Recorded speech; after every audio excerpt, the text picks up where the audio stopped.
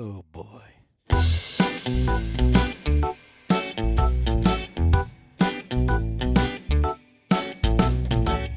When I wake up each day, I feel so weary.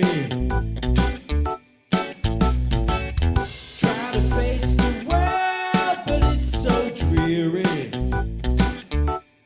But I found that special thing that makes me cheery. Time to do music theory. Music theory.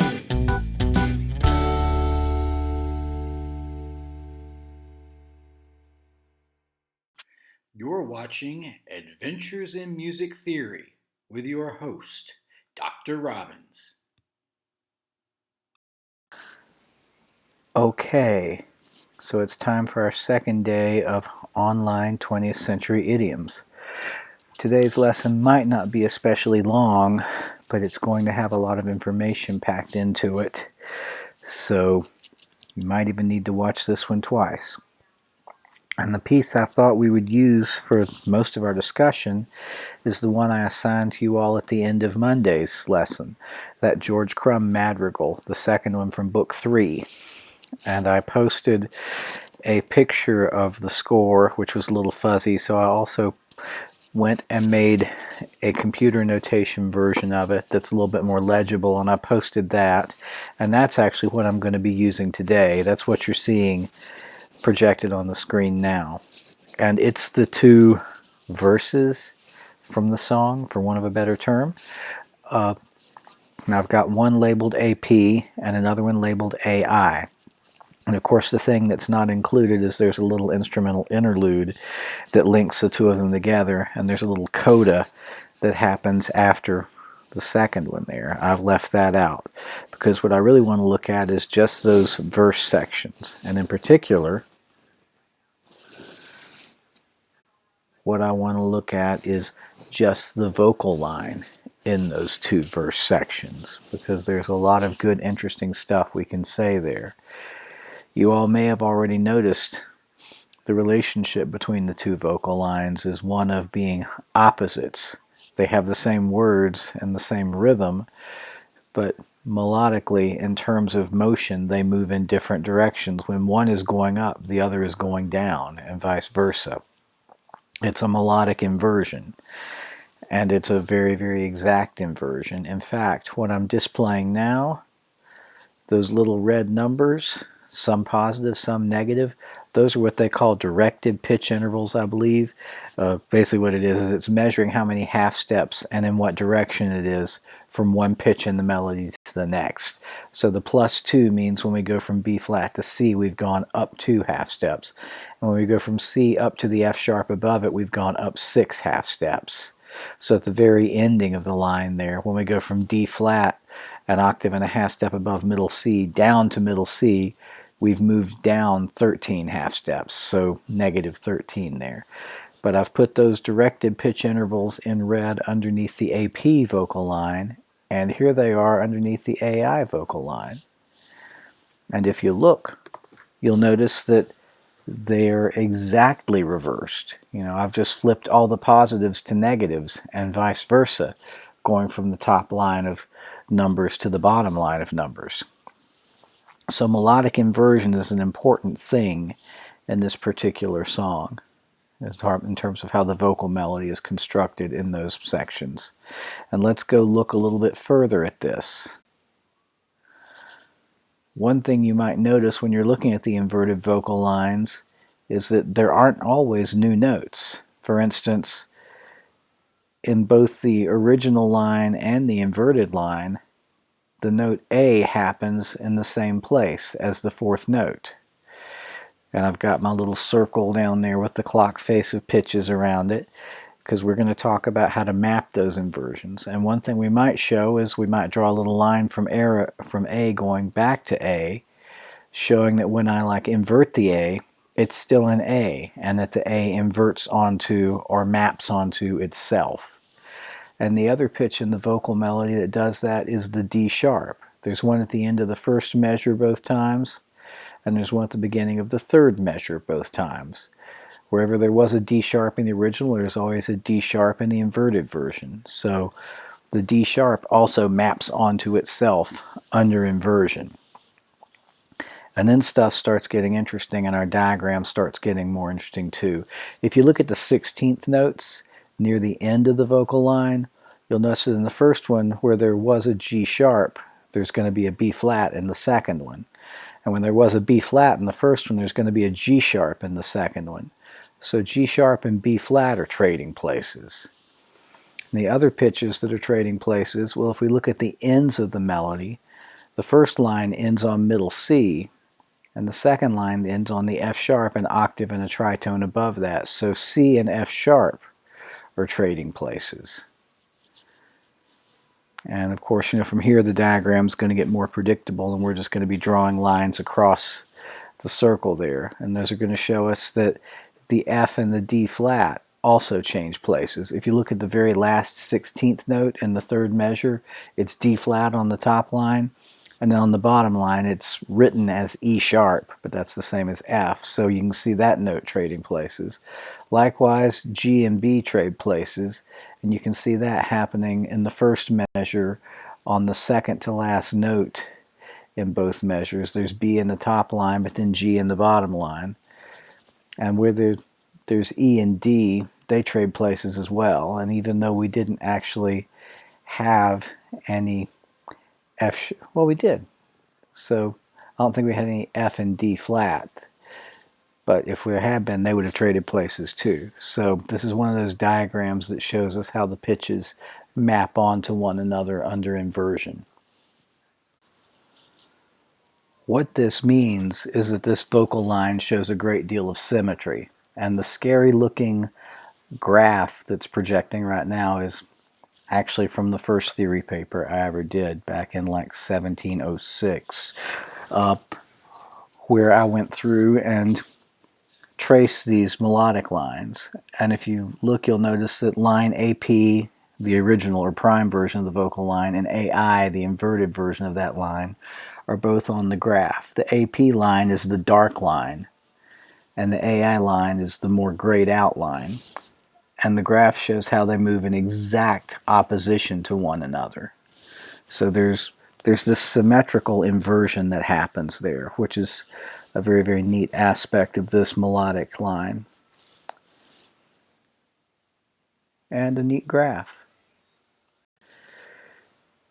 Now, let's keep working with this vocal melody from the Crumb Madrigal, because it's got a lot of good stuff we can use for, say, maybe an upcoming test next Tuesday. For instance, I've taken out just the first vocal phrase, which has 8 different pitches in it. And I figured we could do something with those 8 pitches that we haven't done before. We could like put them into a big 8-note pitch class set. And what I've got underneath them now is I've put in the fixed 0 integers for them. So B flat is 10, C is 0, F sharp is 6. But I've gone through and I've like put in all the integer numbers. And if we want to get this into a set, then we might try to put it in normal order. So what I've got displaying now, the 0, 3, 5, 6, 8, 9, 10, 11, that's just going through and putting all the numbers in order from lowest to highest. That's probably not the shortest version of the set we're going to get, though. And in fact, it's definitely not, because remember, the way to figure out how to like arrange your set is to look for the biggest gap between pitches. And here it happens between the 0 and the 3. That's the largest gap. So once we've done that large gap, remember the trick is the highest note of that large gap should be the lowest note of your set. So the way to arrange those notes is actually 3, 5, 6, 8, 9, 10, 11, 0. That gets that set much shorter. Now it's only 9 half steps tall instead of 11 half steps tall. And then the next thing we want to do is we want to 0 it down. We want to make it to where it starts on 0. So we're going to subtract 3 from every single number. We'll take 3 away from 3 to get 0. We'll take 3 away from 5 to get 2, 3 away from 6 to get 3, and we'll come up with something like what I've got in the parentheses there, something that your textbook would call normal order. Whether or not we're there yet, we don't know yet, because remember, to find the prime form or the best normal order, we need to compare that 0, 2, 3, 5, 6, 7, 8, 9 version with its inverted form. So we need to go back and we need to invert 0, 2, 3, 5, 6, 7, 8, 9. And when you invert it, what you're going to come up with is 0, 1, 2, 3, 4, 6, 7, 9. And that's actually the best normal order, or the prime form, because it's the most packed to the left.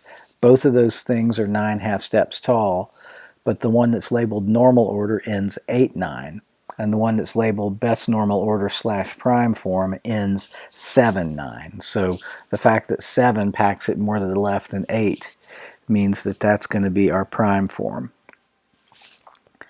So we've just put like an 8-note set, an octachord, into prime form.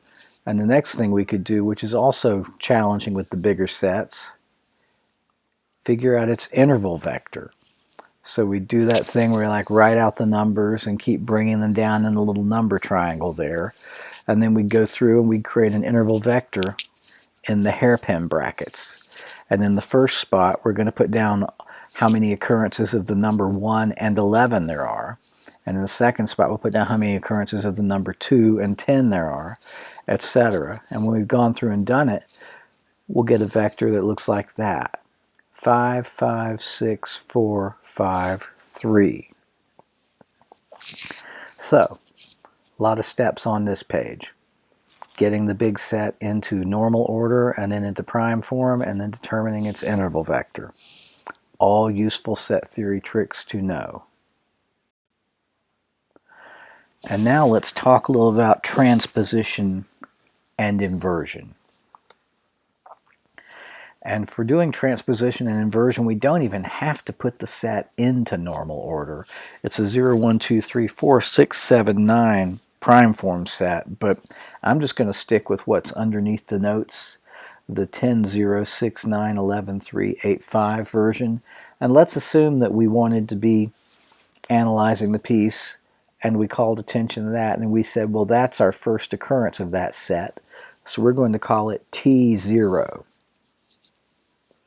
And if you want to transpose sets, all you got to do is add to the numbers if you're using numbers. So if I want to do the T1 version, then I just add 1 to every element in the set. And instead of starting out 10, 0, 6, I'm going to start out 11, 1, 7, and go on like that. Now, here's where it's going to start getting a little bit better. If you'll notice, in the interval vector on the right side, I've taken the first 5 and I've put it in red and underlined it. And that's to call attention to the fact that in the 1 spot in the interval vector, it says 5. That's telling us, among other things, that whenever you transpose this set up a half step, you're going to get 5 common tones. And if you'll look in the T0 set underneath the pitches, and in the T1 set directly underneath that, you'll notice that there are some pitches in those sets that I've put in red ink, and they're the same 5 notes. Those are the 5 common tones between set T0 and set T1. And it's not just if you go up a half step. If you go down a half step, the same thing happens. And going down a half step would be the T11 version.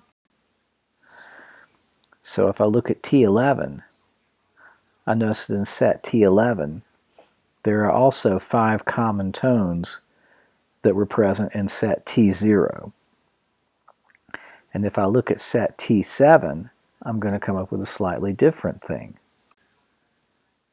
When I look at set T7 and I look at the interval vector, I need to go to the vector to the spot 5th in the vector, because remember, in the interval vector, 7 and 5 and 8 and 4 and 9 and 3 share the same thing.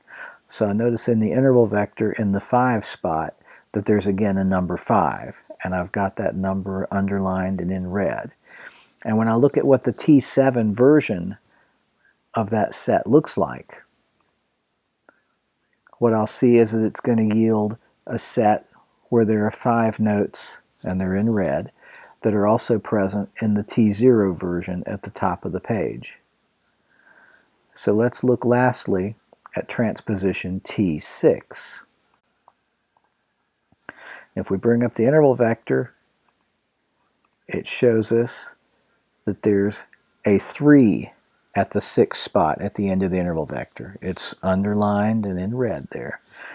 But remember, that doesn't mean you're going to get 3 common tones if you transpose this up 6 half steps. I've told you all this before.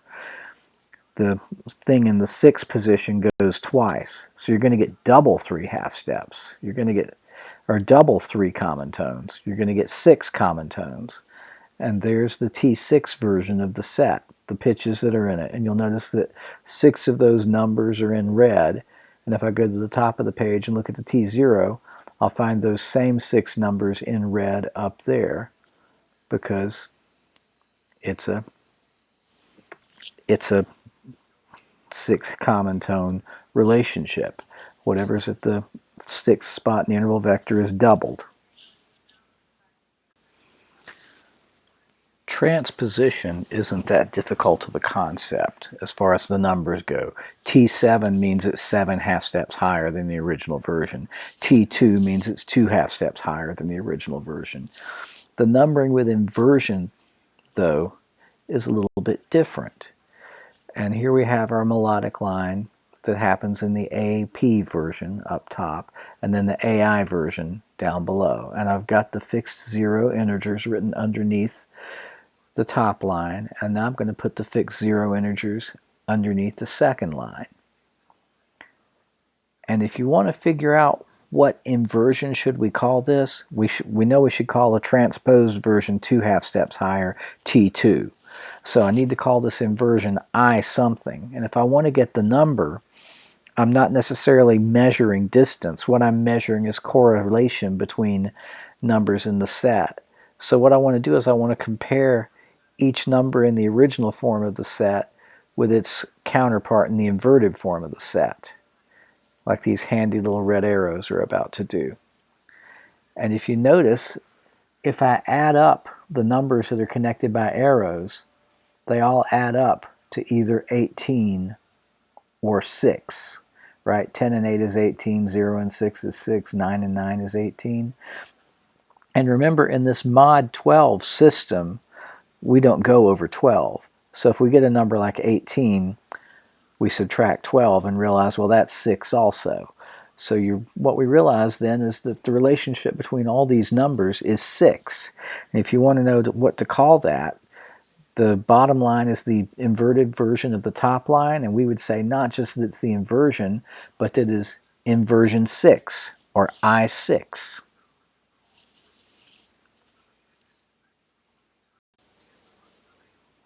Okay, so I think you all are ready to have a test on this. And up here on the screen is what's going to be on the test. The test is going to cover set theory, serial non-serial atonality, as the book calls it, free atonality, as they called it in the old days. So what you need to do for the test is you need to be able to take pitches and put them in a pitch class set, and then put that pitch class set in normal order, and then figure out by comparing it to its inversion whether that's the prime form or best normal order, as your book calls it. You need to be able to construct an interval vector for pitch class sets. You need to understand some of those concepts like transpositional symmetry, meaning if you transpose something up a certain amount and it gets all the same pitches as in the original collection, or inversional symmetry, where if you invert something you get all the original pitches back. You need to be able to figure out transposition levels, which is what we were just talking about a couple slides ago. You know, the original version is T0. The one that's 4 half steps higher is T4. You need to be able to figure out inversions, how to figure out whether this is I8 or I6 or what. And I also want you to be able to write melodic inversions using a circle diagram, where instead of writing I6 or I9, you write the thing that we would call I D flat F. So maybe we should have a little bit more study on a couple of those concepts before we leave. Let's talk about inversion numbers. See you on the next slide. All right, so I've got a pitch class set up here at the top of the page, B flat, C, D sharp, E, F. And if I wanted to put some numbers underneath that, there are the fixed zero integer numbers. It's 10, 0, 3, 4, 5. If you want to know how to transpose that, just add. If you want to transpose T0 there, up 8 half steps, add 8 to everything. So when I add 8 to 10, I get 18, and I'm going to subtract 12 to know that that's 6. When I add 8 to 0, I'm going to get 8. When I add 3, I'm going to get 11. And I'm going to come up with that. 6, 8, 11, 0, 1 is the T8 version of 10, 0, 3, 4, 5. Now when I want to invert, I'm going to do things a little bit differently. Like when I want to figure out inversion 8, remember what I want to do is I want to get it to where every element in the set sums up to 8. Or 12 plus 8, 20. So the I8 set is those pitches. It's 3, 4, 5, 8, 10. And they're actually backwards, because when you write it backwards, the set will look like it's in ascending order, which is what we want. So here are some arrows showing what went where. And you can see that 10 plus 10 is 20, which reduces to 8. 0 plus 8 is 8. I think you all knew that. 3 plus 5 is 8. 4 plus 4 is 8. 5 plus 3 is 8. So that's how we figure out I8. If you want to figure out I3, it's going to be the same thing. Go to the original set and figure out what it takes to get everything to add up to 3 or 15. And it's going to look like that. 10, 11, 0, 3, 5. And when we go to compare elements, there are the arrows again showing that 10 plus 5 is 15, which comes out to be 3. 0 plus 3 is 3. 3 plus 0 is 3. 4 plus 11 is 15, which works out to be 3. And 5 and 10 is 15. So that's how we figure out our inversion numbers. And there will certainly be a question or so on the test asking you to do that. Like I might give you a set and then say, okay, write out I2. So be ready for that. So here's how we go about doing inversion and classifying inversion with a pitch wheel instead of using numbers. This is the pitch wheel we used earlier to look at the inversion that happens. The one where all the A's stayed A's and all the G sharps switch places with B flats and all the F sharps switch places with C naturals, etc. If we wanted to find a name for this, since we're not using a number, we instead of calling it like I6 or whatever, we could call it IAA, which means this is the inversion that maps A onto A. Now I could call it a lot of different things. I don't have to call it that. I could also call it I, B flat, A flat, because that's what happens under this inversion as well. Whenever there's a B flat, it trades places with a G sharp or an A flat. Or I could call it I, F sharp, C. It doesn't matter. But using a wheel like this, I could write an inversion as well. Let me show you how. So let's assume that we had that melodic line at the top of the page and we wanted to write IAF. Then what that means, rewrite that top line but invert it and make sure that the inversion is transposed so that wherever there's an A in the original, there's now an F in the inversion. That sounds like a lot of work, but this pitch wheel is going to make it easy. We just have to redraw our lines. The original one had an arrow showing the A mapped onto itself. When we redo it, we're going to draw different lines, and one line is going to go from A to F natural and show that where there was an A in the original, there's now going to be an F natural in the inverted form. And where there was a G sharp in the original, we're going to replace it with an F sharp. And if there was a G natural in the original, it's going to stay a G natural. So looking at that, I could then figure out how to do this. The first pitch in the original melody is B flat. So if I look at this wheel down here, it tells me, well, when you do the inversion, don't start on B flat, start on E. The second pitch is C. And this is telling me that if there's C, then go to D instead. So the melody is going to look like this. The B flat got replaced with an E, the C got replaced with a D. If you look at where there was an A, you notice that now there's an F. And that inverts the whole thing, and that is what we could call IAF, or for that matter, we could call it IGG or IBD sharp or whatever. It wouldn't really matter. Let's look at another example. Let's look at, say, if we want to do IAB flat, where all the A's are replaced by B flats. So what that means then is, since the original starts on B flat, when I do the inverted form, I want to replace that B flat with an A natural. So I'm going to draw my lines differently again and show that all the A's go to trade places with B flats, all the B naturals trade places with G sharps, all the G's trade places with C's, all the F sharps trade places with D flats or C sharps, etc. And if I want to know what I, A, B flat would look like, then since this melodic line starts out B flat, C, F sharp, I would look at my wheel and I would see that, okay, so instead of writing B flat for the inversion, write A. Instead of writing C, write G. And instead of writing F sharp, write D flat or C sharp. And I'd come up with something like what's showing up on the bottom of the page now. And that's how you do inversion with a pitch wheel. So on the test, I might tell you, write I, E, C. And you would be able to do that because you all got this. And you know how to email me and ask questions if you have any. But until next time, take care. Your test will be waiting for you on Tuesday, and you have all day Tuesday to get the test done. Turn it in by midnight, and I will grade it and get it back to you. You shouldn't need more than an hour and a half, 2 hours for the test. Enjoy. Come see me with your questions. Take care. Rest well. Wash your hands. I'll see you next time.